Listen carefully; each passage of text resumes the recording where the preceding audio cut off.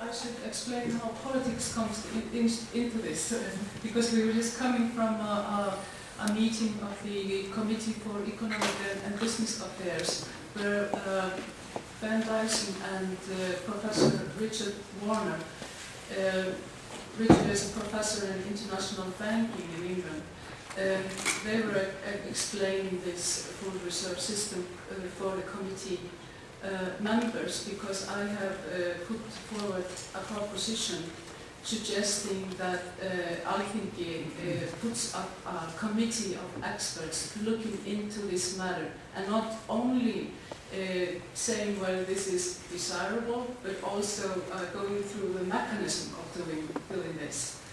And together with us at the committee meeting were also records of staff from the central bank.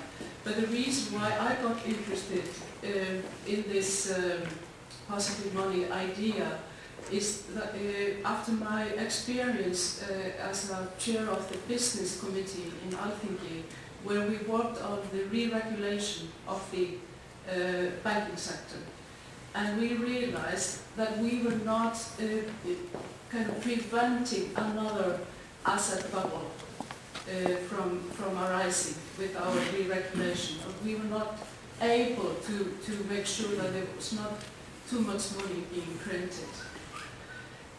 Also, we realized that if one of our three main banks would fail, we would not be, it would take us about 70 years to have large enough deposit fund in order to pay out the guarantee. 70 years. And actually we kind of thought, well, I mean, we can't really establish a deposit guarantee fund. What we have now is just a declaration from the government that deposits are guaranteed, but there's not enough money behind this guarantee, as all of you know. Also, we raised the equity ratio for the banks in order to reduce the power to print money, and also to have some assets in case they had to write down debt. This will not really hinder the banks in printing money. The higher equity rates went from 8 to 16, but actually they are around 22%, I think now. Because banks can actually just lend money. They're not allowed to lend money to their owners. We put that into the legislation, but they can lend money to the staff, you know, and make it a deposit. All of these regulations we tried to implement are not really fixing the problem that led up to the financial crisis. Also, it's quite obvious that the competition in the financial market is very unfair, because the banks are competing with the pension funds and investors on very unfair terms, because the banks can just make a deposit in order to overbid a pension fund, as an example. So, I mean, that to allow banks to print money doesn't increase or secure competition. Also, I think it's very high time that we actually calculate, and I don't know about any economic study, calculating the cost of the current banking system that allows banks to print money. I mean, what's the cost of having once in a while, like Gil was talking about, booms and busts? What's the cost for the ordinary people? Nobody has calculated that. What's the cost of this idea of positive money? I would like to see cost-benefit analysis of these two systems. And one final point.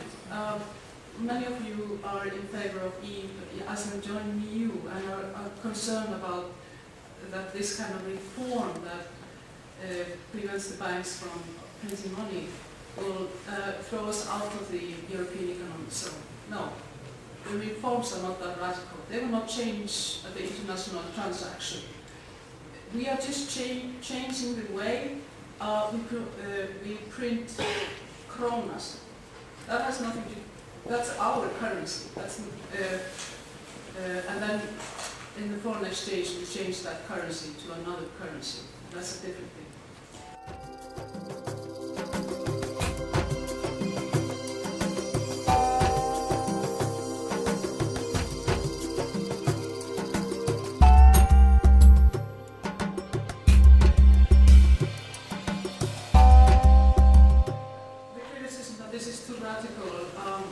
As Frosti said, you can take it step by step. We could go the Danish way and change Íbúðalánasjóð, the housing institute, into a 100% reserve system, which means that Íbúðalánasjóð has to match the loan to the household with the investors on the other side. So it's not a pool like it's now. Actually the pension funds are investing more or less through the Íbúðalánasjóð in the housing loan of the individual house. This is one example. And this is the system in Denmark, which RIC or the Labour Confederation is suggesting we should take out. I think the only radical part with this idea that the money creation goes from the banks to the central bank is that it's not found in any other country for the whole economy. And Icelandic, especially Icelandic economists, are very afraid of going against the mainstream, or maybe we also as a nation are afraid to go against the mainstream. But remember that the monetary policy that failed before the crash was a mainstream policy from New Zealand and is practiced in Sweden and in the UK. And that didn't save us very much.